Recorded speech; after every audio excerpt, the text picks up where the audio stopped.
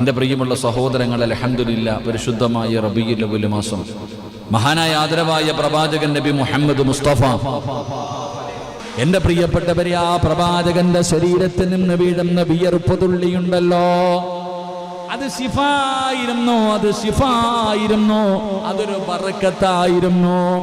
എൻ്റെ പ്രിയപ്പെട്ടവരെ, അതാ ഉസ്താദന്മാരെ കാണുമ്പോ കൊച്ചുകുട്ടികളെ കൊണ്ടുവന്നിട്ട് പറയും, ഉസ്താദ് കുഞ്ഞിന്റെ തലയിലൊന്ന് കൈയൊന്ന് വെച്ച് തലോട് ഉസ്താദ്. തങ്ങന്മാരെ കാണുമ്പോ, സയ്യിദന്മാരെ കാണുമ്പോ, 5 നേരം നിസ്കരിക്കുന്ന പടച്ചറപ്പിനെ പേടിച്ച് ജീവിക്കുന്നവരെ കാണുമ്പോ പൊന്നാര മക്കളെ കൊണ്ടുവന്ന് അടുത്ത് നിർത്തിയിട്ട് പറയും, ആ കൈ കൊണ്ടൊന്ന് തലയിലൊന്ന് തടകുമോ? വെറുതെയല്ല, അൽ ഉലമാ വറസത്തുൽ അംബിയാ, അമ്പിയാക്കന്മാരുടെ അനന്തരാവകാശികളാണ് ആലിമീങ്ങൾ, അല്ലാഹുവിന്റെ റസൂലിന്റെ അനന്തരാവകാശികൾ. അതുകൊണ്ടാണ് അവർക്ക് പോലും ഇത്ര ബഹുമാനമുണ്ടെങ്കിൽ അവരൊന്ന് തലയിൽ കൈവച്ച് തലോടുമ്പോ അല്ലാഹുവേ അതിനെ പോലും ബഹുമാനിക്കുന്നവരുണ്ടല്ലോ. അല്ലാഹുവിന്റെ റസൂലെങ്ങാണമൊന്ന് കൈവച്ച് തടകിയാ ശിഫയാ സഹോദരാ, മുത്തുനബിയുടെ വിയർപ്പ് തുള്ളി മതിയായിരുന്നു, അല്ലാഹുവിന്റെ റസൂലിന്റെ വിയർപ്പ് തുള്ളി മതിയായിരുന്നു. ലോകത്തിലെ ഏറ്റവും വലിയ സുഗന്ധമേതെന്നറിയുമോ? അല്ലാഹുവേ, ലോകത്തിലെ ഏറ്റവും വലിയ സുഗന്ധമേതെന്നറിയുമോ? അല്ലാഹുവിന്റെ റസൂലിന്റെ ശരീരത്തിലെ വിയർപ്പ് തുള്ളിയാ. എത്രയോ ചരിത്രങ്ങൾ പഠിച്ചവരാണ്, എത്രയോ ചരിത്രങ്ങൾ പഠിച്ചവരാ. അൻ യസീദ് ഇബ്നു അബീ ഉബൈദില്ലാഹ് റളിയല്ലാഹു തആല അൻഹു ഖാല റഅയ്തു അസറ ലർബതൻ في ساق سلمتا فقلت يا أبا مسلم ما هذه اللربة هذا ما അവിടെന്ന് പറയുന്നു, മാ ഹാദിഹി ലർബത്തു ഖാല ഹാദിഹി ലർബത്തു അസ്വാബതനി യൗമ ഖൈബറ. അല്ലാഹുവിന്റെ റസൂലിനെ കുറിച്ച് അറിയണോ സഹോദരാ? യസീദ് ഇബ്നു അബീ ഉബൈദില്ലാഹ് റളിയല്ലാഹു തആല അൻഹു പറയുകയാണ്, അദ്ദേഹം പറയുന്നു, സലമയുടെ കാലിൽ വെട്ടുകൊള്ളുകയാ. അല്ലാഹുവിന്റെ റസൂലിന്റെ മഹത്വം അറിയണമെങ്കിൽ, ആ കൈയുടെ ശിഫ അറിയണമെങ്കിൽ, ആ കൈയുടെ ബർക്കത്ത് അറിയണമെങ്കിൽ, അല്ലാഹുവേ, എന്റെ പ്രിയപ്പെട്ട സഹോദരങ്ങളെ, യസീദ് ഇബ്നു അബീ ഉബൈദില്ലാഹ് റളിയല്ലാഹു തആല അൻഹു പറയുകയാ, അബൂ സലമയുടെ ചരിത്രമാണ് പറയുന്നത്, അബൂ സലമയുടെ ചരിത്രമാണ് പറയുന്നത്. അതാ കാലിൽ വെട്ടുകൊണ്ട് അടയാളം കാണുകയാണ്. അബൂ സലമയുടെ കാലില് ഒരു വെട്ടുകൊണ്ട് അടയാളം കാണുകയാണ്, വാളുകൊണ്ട് വെട്ടിയിരിക്കുന്ന അടയാളം കാണുകയാണ്. പടച്ചവന് അവിടെന്ന് ചോദിക്കുകയാ, അല്ലയോ അബൂ മുസ്ലിം, അല്ലയോ അബൂ മുസ്ലിം, എന്താണ് ഈ വെട്ട്? കാലിലൊരു വെട്ട് കാണുന്നല്ലോ, എന്താണ് പടച്ചവന്? അവിടെന്ന് ചോദിക്കുകയാ. ആ സമയത്ത് ആ സ്വഹാബി പറയുകയാ, ഖൈബറിന്റെ യുദ്ധ ദിവസം എനിക്ക് ഏറ്റപ്പെട്ട ഖൈബറിന്റെ രണാങ്കണത്തില് ശത്രുക്കളോട് പോരാടുമ്പോ ആ യുദ്ധക്കളത്തിൽ വെച്ച് ഒരു ശത്രുവന്റെ കാലിൽ വെട്ടിയ പാടാട് അവിടെന്ന് കാണിച്ചു കൊടുക്കുകയാ. എന്നിട്ടോ ജനങ്ങളെ വിളിച്ചു പറയുകയാണ്, എന്നിട്ട് ജനങ്ങളോട് വിളിച്ചു പറയുകയാ, തന്റെ കാലിൽ കണ്ടിരുന്ന വെട്ടിനെ കുറിച്ച് ചോദിച്ചപ്പോ, ഇത് ഖൈബറിന്റെ യുദ്ധരണാങ്കണത്തിൽ വെച്ചൊരു ശത്രു എന്നെ വെട്ടിയതാണ്. എന്നിട്ട് മഹാനവറുകൾ അവിടെ നിന്ന് വിളിച്ചു പറയുകയാ. എന്തേ പറഞ്ഞതെന്നറിയുമോ? സലമയ്ക്ക് വെട്ടേറ്റിരിക്കുന്നു. യുദ്ധക്കളത്തിൽ വെട്ടുകൊണ്ട് കിടക്കുന്ന ആ ഒരു രംഗമുണ്ടല്ലോ, അവിടെ നിന്ന് വിളിച്ചു പറയുകയാണ്, സലമയ്ക്ക് വെട്ടുകൊണ്ടിരിക്കുകയാണ്, സലമയുടെ കാലിന് വെട്ടുകൊണ്ടിരിക്കുകയാണ്. അല്ലാഹുവേ, അങ്ങനെ മഹാനായ നബി മുഹമ്മദ് മുസ്തഫ സല്ലല്ലാഹു അലൈഹി വസല്ലമ തങ്ങളുടെ അടുക്കിലേക്ക് ചെല്ലുകയാണ്. വെട്ടുകൊണ്ട കാലുമായിട്ട് നടക്കാൻ കഴിയാതെ വേച്ച് അല്ലാഹുവിന്റെ റസൂലിന്റെ സന്നിധിയിലേക്ക് കടന്നു പോവുകയാ. പഠിക്ക് മുസ്ലിമേ, നിന്റെ മുത്തുനബി ആരാ? നമ്മുടെ മുത്തുനബിയുടെ മഹത്വം എന്താ?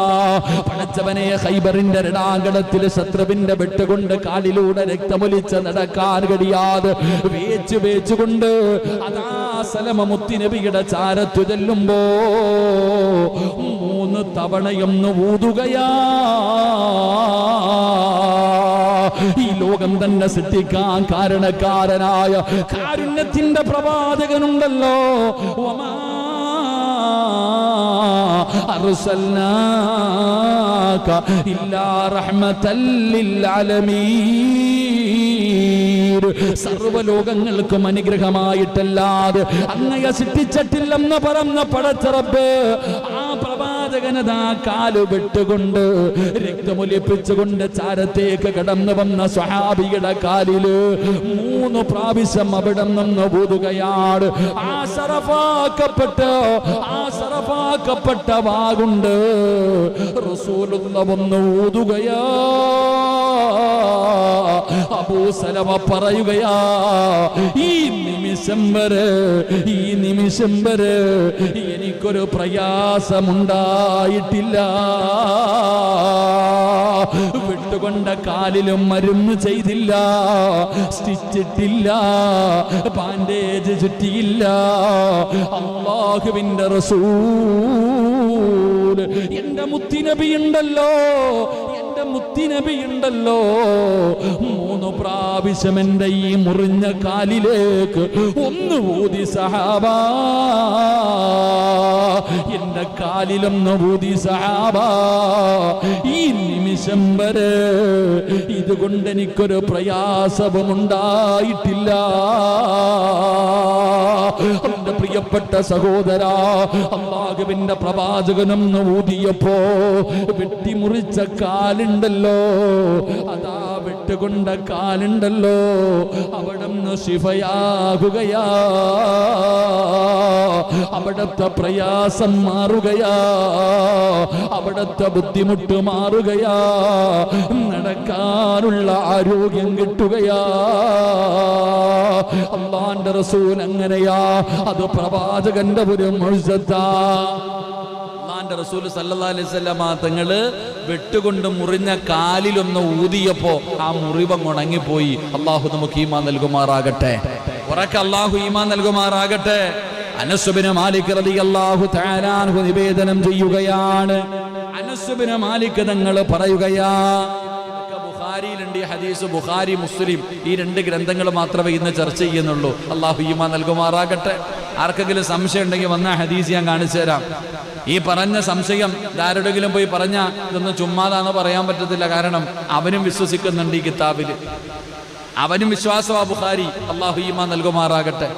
നബി സല്ലല്ലാഹു അലൈഹി വസല്ലമ തങ്ങള് ഖൈബർ യുദ്ധത്തിൽ വെട്ടുകൊണ്ട് കാലും മുറിഞ്ഞിട്ട് നടക്കാൻ കഴിയാതെ മുത്തുനബിയുടെ മുന്നിൽ വന്നപ്പോ അങ്ങോട്ട് വെള്ളവും മരുന്നൊന്നും വെച്ചില്ല, 3 പ്രാവശ്യവും ഊതി. അതാ ഇന്നൊക്കെ ചരട് കെട്ടുന്നവരൊക്കെ ഊതണേ വെള്ളത്തിലൊക്കെ ഇല്ലേപ്പാ. വെള്ളം ഊതുമ്പോ എത്ര പ്രാവശ്യം ഊതണേ? വെള്ളമൊക്കെ ഊതിത്തരാൻ പറയുമ്പോ എത്ര പ്രാവശ്യം ഊതണേ? 3 പ്രാവശ്യം. തെളിവ് കിട്ടിയോ? അല്ലാഹു ഈമാൻ നൽകുമാറാകട്ടെ. അല്ലാഹു ഈമാൻ നൽകുമാറാകട്ടെ. പറസലാത്ത് സ്വല്ലല്ലാഹു. അല്ലാഹു സ്വീകരിക്കുമാറാകട്ടെ. എൻ്റെ പ്രിയമുള്ള സഹോദരങ്ങളെ, മഹാനായ അനസ് ബിൻ മാലിക് റളിയല്ലാഹു തആല അൻഹു നിവേദനം ചെയ്യുന്ന ഹദീസ്, മഹാനവറുകൾ പറയുന്നു, നബി സല്ലല്ലാഹു അലൈഹി വസല്ലമ തങ്ങൾ ഉമ്മു സുലൈമിന്റെ വീട്ടിൽ ചെല്ലാറുണ്ടായിരുന്നു. ഉമ്മു സുലൈം റളിയല്ലാഹു തആല അൻഹയുടെ വീട്ടിലേക്ക് അല്ലാഹുവിന്റെ പ്രവാചകൻ സല്ലല്ലാഹു അലൈഹി വസല്ലമ തങ്ങൾ ചെല്ലാറുണ്ടായിരുന്നു. അവർ അവിടെ ഇല്ലാത്ത സന്ദർഭങ്ങളിൽ പ്രവാചകൻ സല്ലല്ലാഹു അലൈഹി വസല്ലമ തങ്ങൾ അവിടെ നിന്ന് കിടന്നുറങ്ങും. ഉമ്മു സുലൈം റളിയല്ലാഹു തആല അൻഹയുടെ വീട്ടിലേക്ക് പ്രവാചകൻ പോകാറുണ്ട്. ഉമ്മു സുലൈം ഇല്ലാത്ത സമയങ്ങളിൽ പ്രവാചകൻ സല്ലല്ലാഹു അലൈഹി വസല്ലമ തങ്ങൾ ആ വീടിനകത്ത് കിടന്നുറങ്ങും. എന്റെ പ്രിയപ്പെട്ടവരെ, ഒരു ദിവസം അവിടെ നിന്ന് വരികയും ഉമ്മു സുലൈമിന്റെ വിരിപ്പിലിങ്ങനെ കിടക്കുകയാണ്. അള്ളാഹുവിന്റെ പ്രവാചകൻ സല്ലല്ലാഹു അലൈഹി വസല്ലമ തങ്ങൾ ആരാണെന്ന് പഠിക്കടാ മക്കളെ. വളർന്നു വരുന്ന യുവതലമുറ അല്ലാഹുവേ മുത്തുനബി ആരാണെന്ന് ചോദിച്ചാൽ, അള്ളാന്റെ റസൂൽ ആരെന്ന് ചോദിച്ചാ പറഞ്ഞു കൊടുക്കാർ. എന്റെ ഉപ്പമാരോട് എന്റെ ഉമ്മമാരോട് കൊച്ചുമക്കളെ മടിയിൽ കിടത്തി ഉറക്കുമ്പോ ഒരു കഥ പറഞ്ഞതാ ഉമ്മ, ഒരു കഥ പറഞ്ഞതാ ബാപ്പാ. കൊച്ചുമക്കള് ചോദിക്കുമ്പോ അതാ സൂപ്പർമാന്റെ കഥ പറഞ്ഞു കൊടുക്കുന്നവരുണ്ട്, അല്ലെങ്കിൽ വേറെ ഏതെങ്കിലും കള്ളക്കഥകളെ പറഞ്ഞു കൊടുക്കുന്നവരുണ്ട്. എന്റെ പ്രിയപ്പെട്ടവരെ, പല ഉമ്മമാരും പറയും ഒരു പണ്ടൊരിടത്തൊരു കാക്കയുണ്ടായിരുന്നു, പൂച്ചയുണ്ടായിരുന്നു എന്ന് പറഞ്ഞിട്ട് ആവശ്യമില്ലാത്ത കഥ പറഞ്ഞു കൊടുക്കുന്ന ഉമ്മ. നിനക്ക് പറയാറ് പിഞ്ചുമക്കളുടെ ഹൃദയത്തിലേക്ക് പറഞ്ഞു കൊടുക്കാറുള്ള ഒരു ചരിത്രമാ ഉമ്മു സുലൈം റളിയല്ലാഹു തആല അൻഹയുടെ വീട്ടില് അല്ലാഹുവിന്റെ റസൂൽ കടന്നു ചെന്നു. അവിടെ ഇങ്ങനെ വിരിപ്പിന്റെ അകത്ത് കിടക്കുകയാണ്. റസൂലുള്ളാഹി ഇങ്ങനെ കിടന്നു ഉറങ്ങുകയാണ്. അല്ലാഹുവേ, നബി ഇങ്ങനെ കിടന്നുറങ്ങുന്നത് കണ്ടു. അതാ ശരീരത്തിൽ നിന്നിങ്ങനെ വിയർപ്പൊഴുകുകയാണ്.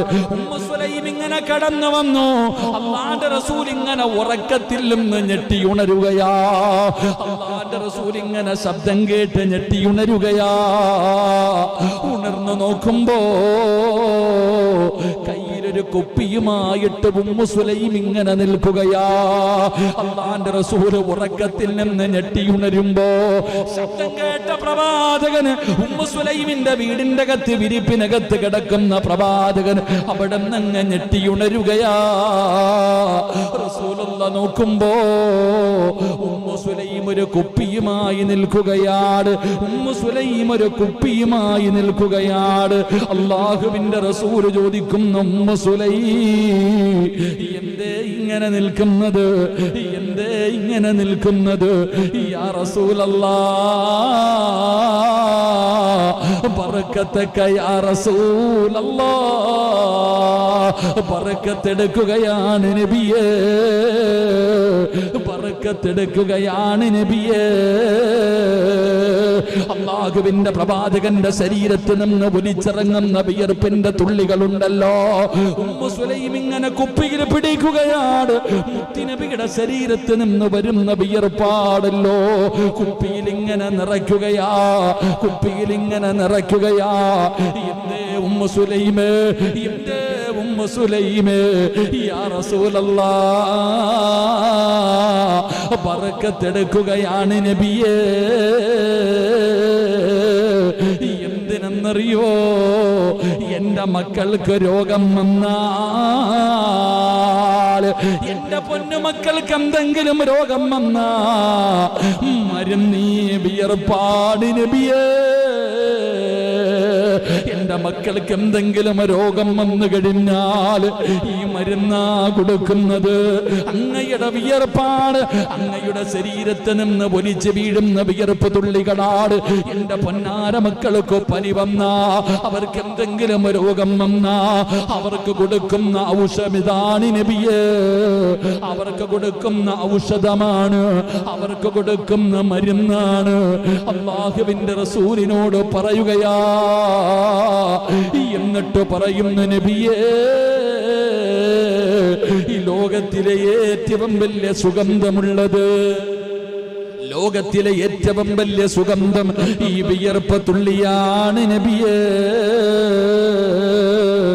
എന്ന് ഉമ്മു സുലൈം റളിയല്ലാഹു തആല പറയുമ്പോ, പഠിക്കു സഹോദരാ, അല്ലാഹുവിന്റെ റസൂലിന്റെ ശരീരത്തിൽ നിന്ന് വിയർപ്പ് തുള്ളികള് അതായിരുന്നു ഉമ്മു സുലൈമിന്റെ മക്കളുടെ മരുന്നുകള്.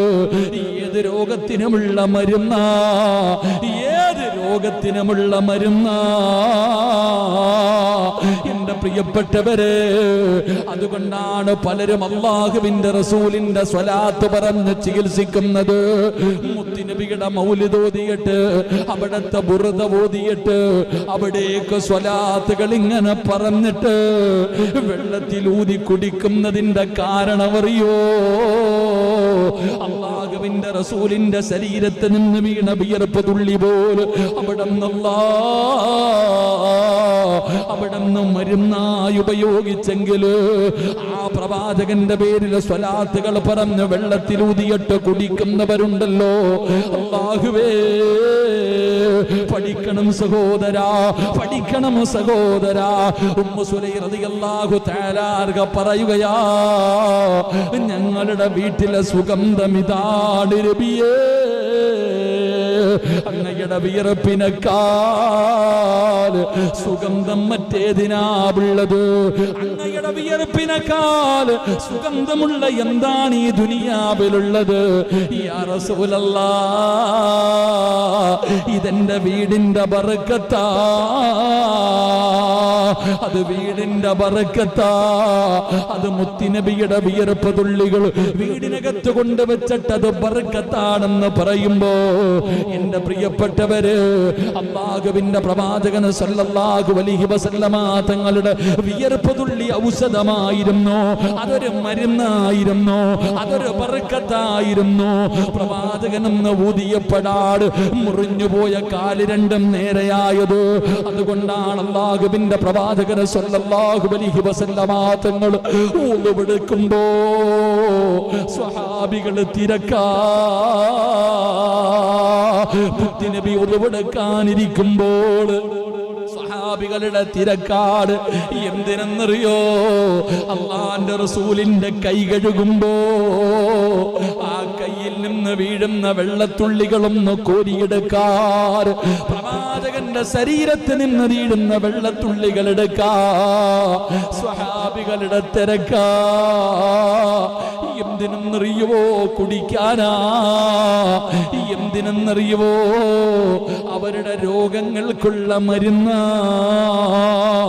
ഒതുപെടുത്ത് കഴിഞ്ഞാൽ ബാക്കി വരുന്ന വെള്ളത്തിന് വേണ്ടി സ്വഹാബത്ത് വല്ലാത്ത തിരക്കാ. എത്രയോ ചരിത്രമറിയാ. സ്വഹാബികൾ ചോദിക്കുമായിരുന്നു, നബിയേ, ഒരു തുള്ളി അങ്ങയുടെ ശരീരത്ത് നീര് വീഴുന്ന വിയർപ്പ് തുള്ളി തരുവോ നബിയേ? എന്റെ പ്രിയപ്പെട്ടവര്, അല്ലാഹുവിന്റെ റസൂലാരാ? മുത്തുനബിയുടെ മുഅ്ജിസത്താ. മുത്തുനബി സാധാരണ ഒരു നബിയല്ല. ആ മുത്തുനബിയോടുള്ള സ്നേഹം ഞങ്ങളുടെ ഹൃദയത്തിൽ നിറച്ച് തരണേ അല്ലാ. അതുകൊണ്ട് പരിശുദ്ധമായ റബീഉൽ അവ്വലിന്റെ ദിനങ്ങൾ കിടക്കുകയാ. വേണ്ടവരോദട്ട്, പറയേണ്ടവർ പറയട്ടെ. പക്ഷേ അല്ലാഹുവിന്റെ റസൂലിന്റെ ശരീരത്തിൽ നിന്ന് വീഴുന്ന വിയർപ്പ് തുള്ളിക്ക് പോലും പ്രവാചകൻ അവിടുന്ന് ഉളവെടുത്തിട്ട് തന്റെ ശരീരത്ത് താഴേക്ക് വീഴുന്ന വെള്ളത്തുള്ളിക്ക് പോലും അല്ലാഹുവിന്റെ റസൂലിന്റെ സ്വഹാബത്ത് തിരക്ക് കൂട്ടിയിട്ടുണ്ടെങ്കിൽ, അബൂബക്കർ തങ്ങൾ മുതൽ തുടങ്ങുന്ന സ്വഹാബികൾ അതിനു വേണ്ടി മത്സരിച്ചിട്ടുണ്ടെങ്കിൽ, ആ പ്രവാചകന്റെ ജന്മദിനം കടന്നു വന്ന ദിനങ്ങളില് ആ പുണ്യ നബിയോടുള്ള സ്നേഹത്തിന്റെ പേരിൽ മൗലിദ് പാരായണം ചെയ്ത, അവിടുത്തെ സ്വലാത്ത് പറഞ്ഞ എന്റെ പ്രിയപ്പെട്ടവരെ, അതുകൊണ്ടല്ലേ മുൻഗാമികൾ പറഞ്ഞത്, നിങ്ങളുടെ വീട്ടിൽ നിങ്ങൾ മൗലിദ് പാരായണം ചെയ്യണ്, മുത്തുനബിയുടെ മദ്ഹ് പാടണ്, മുത്തുനബിയെ വാഴ്ത്തണ്, മുത്തുനബിയെ പുകഴ്ത്തണ്. അല്ലാഹുവിന്റെ റസൂലിന്റെ കാര്യങ്ങൾ നിന്റെ വീടിന്റെ അകത്ത് പറയട്. പറഞ്ഞു കഴിഞ്ഞാൽ അതാ മാറാ രോഗങ്ങളുണ്ടല്ലോ, വിപത്തുകളുണ്ടല്ലോ, അതിൽ നിന്നുള്ള രക്ഷയാ. അതുകൊണ്ട് എന്റെ പ്രിയപ്പെട്ടവരോട് പറയുകയാണ്, അല്ലാഹുവിന്റെ റസൂലിന്റെ ജന്മദിനം കൊണ്ട് അനുഗ്രഹീതമായ പരിശുദ്ധമായ റബീഇന്റെ ദിനങ്ങൾ ഇങ്ങനെ വിട പറയുകയാണ്. അതുകൊണ്ട് സഹോദരാ, എത്രയാ നീ സ്വലാത്ത് സ്വലാത്ത് പറഞ്ഞത്, എത്രയാ നീ മദ്ഹ് പറഞ്ഞത്, എത്ര സുന്നത്താണ് ജീവിതത്തിൽ ചെയ്തത്, എത്ര സലാമാണ് നീ മുത്തുനബിയോട് പറഞ്ഞത്. അതിനെക്കുറിച്ച് ചിന്തിക്ക്. ആ പ്രവാചക സ്നേഹം നിന്റെ ഹൃദയത്തിലേക്ക് കടന്നു വരട്ടെ. അല്ലാഹുവേ, അവിടുത്തെ ശഫാഅത്ത് നൽകി നീ അനുഗ്രഹിക്കണേ അല്ലാ. മഹാനായ നബിയുനാ റസൂലുള്ളാഹി സ്വല്ലല്ലാഹു അലൈഹി വസല്ലമ തങ്ങളുടെ ഉമ്മനീര് പോലും അത് ഔഷധമായിരുന്നു. എൻ്റെ പ്രിയപ്പെട്ട സഹോദരങ്ങളെ, ആ പ്രവാചകന്റെ ശരീരത്തിൽ നിന്ന് വീഴുന്ന വിയർപ്പ് തുള്ളി പോലും അവിടെ നിന്ന് സുഗന്ധമായിട്ട് ഉപയോഗിച്ചിരുന്നു. അള്ളാഹു നമുക്ക് ഈമാൻ നൽകി അനുഗ്രഹിക്കുമാറാകട്ടെ. അള്ളാഹു നമുക്ക് ഈമാൻ നൽകി അനുഗ്രഹിക്കുമാറാകട്ടെ. എൻ്റെ പ്രിയപ്പെട്ടവരെ, ഇന്ന് നമ്മളിങ്ങനെ ചിന്തിക്കണം. വലിയ വലിയ മക്ബറകളിലൊക്കെ പോകുമ്പോൾ ഏർവാടിയിലും മുത്തുപേട്ടയിലും ഭീമാപ്പള്ളിയിലൊക്കെ പോകുമ്പോൾ ഒരു കിണറുണ്ട്, മരുന്ന് കിണർ. എത്ര പേരാ പോയി കുളിക്കണത്? എത്ര പേരാ പോയി വെള്ളം കോരി കുടിക്കണത്? മുത്തുപേട്ടയിൽ പോകുമ്പോൾ ദാവൂദ് ഹക്കീം വലിയുല്ലാഹി മഹാനവറുകൾ, അള്ളാഹു അവിടുത്തെ ദറജ ഉയർത്തി കൊടുക്കുമാറാകട്ടെ, മഹാനവറുകളുടെ മക്കാമിൽ പോകുമ്പോൾ അവിടെ ഒരു കുളവുണ്ട്. എത്ര പേരാ കുളിക്കണത്? ഈ വെള്ളമാണോ കുടിക്കണേ? വേറെ പണിയില്ലേടാ, ആണ് ഇതാ കുടിക്കണത്? അതാ ചിന്തിക്കണം. അള്ളാഹു നമുക്ക് ഈമാൻ നൽകുമാറാകട്ടെ. ചിന്തിക്കണം സഹോദര. നമുക്ക് ആവശ്യമുണ്ടേ പോയി കുടിച്ചാൽ മതി, അവർക്ക് ആവശ്യമൊന്നുമില്ല. മനസ്സിലാക്കേണ്ട എന്താ? എടാ, മുത്തുപേട്ടയിലും ഏർവാടിയിലും ഭീമാപ്പള്ളിയിലും അജ്മീറിലും നാഗൂറിലൊക്കെ പോയി പല കാര്യങ്ങൾ അവിടെ ചെയ്യാൻ പറയുമ്പോൾ ചിലന്ന് വെള്ളം തരും, ചിലയിടത്തുനിന്ന് തേൻ തരും. ഭീമാപ്പള്ളിക്ക് പോകുമ്പോൾ എണ്ണ കിട്ടും അല്ലേ? ചിലയിടത്ത് പോകുമ്പോൾ ചിലപ്പോൾ പൂക്കൾ തരും. കടുവാപ്പള്ളിയിലൊക്കെ പോയാൽ പഴവും പൂട്ടൊക്കെ. ഇങ്ങനെ ഓരോ സ്ഥലങ്ങളിലും. എന്തിന്? ഞങ്ങളൊക്കെ എപ്പോഴും പോകാറുണ്ട്, ഞാനൊക്കെ എപ്പോഴും പോകും. കണ്ണൂർ കണ്ണവം എന്ന് പറയുന്നൊരു സ്ഥലമുണ്ട് കൂത്തുപറമ്പിനടുത്ത്. കണ്ണവം വെളുമ്പത്തുമക്കാം. അവിടെ ചെല്ലുമ്പോൾ ചുക്ക് കാപ്പിയ. തമാശല്ലുപ്പ. ഏത് രാത്രി പോയാലും എപ്പോൾ പോയാലും അവിടെ നിന്ന് ചുക്ക് കാപ്പി ഒരു പാത്രത്തിൽ ഉണ്ടാക്കി വെച്ചിട്ടുണ്ട്. ഞാനൊക്കെ ഈ തൊണ്ടയൊക്കെ പ്രസംഗിച്ച് തൊണ്ട അടച്ചിരിക്കുന്ന സമയത്ത് ഞാൻ ആ മക്കാമിൽ പോയിട്ട് ചുക്കാപ്പി കുടിക്കും. അവിടുത്തെ ബറക്കത്തതാ. അള്ളാഹു നമുക്ക് ഈമാൻ നൽകുമാറാകട്ടെ. ഇവിടുത്തെ ഉറൂസ് പകലാ നടക്കണേ, കാട്ടില. വലിയ ആൾതാമസമൊന്നും ഇല്ലാത്തൊരു സ്ഥലത്ത് പകലിലാണ് അവിടെ നടക്കുന്നത്. പോയിട്ടില്ല പോയിട്ടില്ല? പോയി. അൽഹംദുലില്ലാ. നമ്മളന്ന് അവിടെ വീട്ടിൽ പോയപ്പോൾ ഇവിടെ പോയിട്ടുണ്ട്. വെളുമ്പത്ത് നിങ്ങൾ കുടിച്ചവരല്ലേ ചുക്കാപ്പി? നമ്മൾ മനസ്സിലാക്കേണ്ടത്, എൻ്റെ പ്രിയപ്പെട്ട സഹോദരങ്ങൾ, അതൊക്കെ പുച്ഛം ചിലർക്ക്. ഇതൊക്കെ ചുമ്മാതരെ ഉടായിപ്പടെ, നിനക്ക് വേണമെങ്കിൽ മതി, നമുക്ക് നിർബന്ധമൊന്നുമില്ല. അവിടെ കിടക്കണ മഹാന്, ഭീമാപ്പള്ളിയിൽ കിടക്കുന്ന ഭീമാ ഉമ്മായിക്ക് വല്ല നിർബന്ധമുണ്ടോ? പായിപ്പാട് കിടക്കണ നീ അവിടെ പോയിട്ട് സിയാറത്ത് ചെയ്തിട്ട് അവിടെ നിന്ന് കിട്ടുന്ന എണ്ണ കുടിക്കണം? നിനക്ക് വേണമെങ്കിൽ കുടിച്ചാൽ മതിയിടാ. ഞാൻ പണ്ടൊരിക്കൽ അവിടെ പോയി, എനിക്ക് അറിയാത്തൊരു കാലത്ത്, ഇതിനെക്കുറിച്ച് വലിയ വിദ്യാഭ്യാസവും വലിയ അറിവൊന്നും ഇല്ലാത്ത കാലത്തൊരിക്കൽ അവിടെ പോയപ്പോൾ, ഇന്ന് എനിക്കത് പറയുമ്പോൾ പേടിയാ. ഈ അടുത്ത് ഞാൻ ഈ കമ്മിറ്റിക്കാർ സ്ഥലം ഒരാളെടുത്ത് ജസ്റ്റ് ഇങ്ങനെ പറഞ്ഞു പോയി, ഭീമാപ്പള്ളി ഉറൂസിന് വന്നാണ്. ഞാൻ പറഞ്ഞു നിർബന്ധമായിട്ടും പോകണം. പണ്ട് ഞാൻ അവിടെ പോകുമ്പോൾ അന്നിങ്ങനെ വെളിച്ചെണ്ണ കയ്യിൽ ഒഴിച്ചു തരും. അപ്പം ഇങ്ങനെ, ഇതാണോ കുടിക്കണേ? ഞാൻ തന്നെ എന്ത് പറഞ്ഞു, ഇതാണോ കുടിക്കണേ? നിസ്സാരം പോലെ പറഞ്ഞിട്ട് തലയിൽ തേച്ചിട്ട് ഇറങ്ങിപ്പോയി. വീട്ടിൽ വന്ന് കിടന്നിട്ട് കിടപ്പ് വരുന്നില്ല, തലവേദന ഇങ്ങോട്ട് തുടങ്ങി. എന്തെല്ലാം കടിച്ചിട്ട് തലവേദന മാറണില്ല. നല്ല ബുദ്ധിമുട്ടി ഞാൻ. അപ്പോഴിങ്ങനെ ഓർമ്മ വന്നു, എന്താ പ്രശ്നം ഇങ്ങനെ. അപ്പം ഞാൻ പറഞ്ഞു, ഇതുപോലെ അവിടെ ചെന്നപ്പോൾ ഇങ്ങനെ പറഞ്ഞത്, തിരിച്ച് അവിടെ പോയിട്ട് ആ എണ്ണ കുടിച്ചിട്ട് ആ വേദന മാറിയ. ഇതിപ്പോൾ ലൈവ, വേണമെങ്കിൽ ഇതെടുത്തിട്ട് വേറെ കറാമത്തെന്ന് പറഞ്ഞ് അടിച്ചിടാൻ പറ്റും. ഞാൻ എൻ്റെ ജീവിതത്തിൽ നമ്മൾ നിസ്സാരപ്പെടുത്തരുതൊന്നും, അതെന്താണെങ്കിലും. കാരണം അള്ളാഹുവിൻ്റെ ഔലിയാക്കന്മാർ തന്നെയാണ്. അള്ളാഹു നമുക്ക് അവരുടെ ബറക്കത്ത് കൊണ്ട് രക്ഷ നൽകുമാറാകട്ടെ. നബി സല്ലല്ലാഹു അലൈഹി വസല്ലമ തങ്ങളുടെ ഉമ്മനീരിന് ഇത് പറയുമ്പോൾ പ്രവാചകൻ എന്താടാ ഒന്ന് ഊതിയപ്പോഴത്തേക്ക് ഏത് സ്റ്റിച്ചായിട്ടെന്ന് പറഞ്ഞാൽ കളിയാക്കാം. അവിടെ നിന്ന് മുറിവ് പറ്റിയ കാലിൽ ഒന്ന് ഊതി 3 പ്രാവശ്യം ഊതിയപ്പോൾ ഇന്ന് ഈ നിമിഷം വരെ എനിക്ക് പിന്നെ ഒരു പ്രയാസം ഉണ്ടായിട്ടില്ല എന്ന് സ്വഹാബി പറയുമ്പോൾ അത് വിശ്വസിക്കണം, നിഷേധിക്കലാവരുത്. ഇതൊക്കെ ചുമ്മാതാണെന്ന് പറയരുത്. അള്ളാഹു നമുക്ക് ഈമാൻ നൽകി അനുഗ്രഹിക്കുമാറാകട്ടെ. അതായിരുന്നു മഹാനായ നബിയുനാ റസൂലുള്ളാഹി സ്വല്ലല്ലാഹു അലൈഹി വസല്ലമ തങ്ങളുടെ മുഅ്ജിസത്തദാ